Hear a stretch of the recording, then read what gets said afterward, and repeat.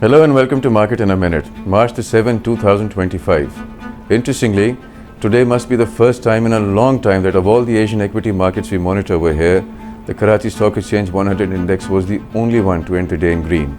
Others, from Nikkei to Kospi to Hang Seng to PSX to Bombay Sensex, all recorded losses. The reason is unpredictability. About trade tensions and tariff wars and global growth. President Trump may have temporarily suspended tariffs on Canada and Mexico again, but there's still the global reciprocal tariffs going into effect from April the 2nd. So who knows? Back home, however, the optimism stems not only from expectations of another interest rate cut and a successful outcome of the IMF talks, but also rumors that the government plans to borrow 1.25 trillion rupees from banks to restructure old loans and retire the circular debt, which, if true, is a bombshell of a news item.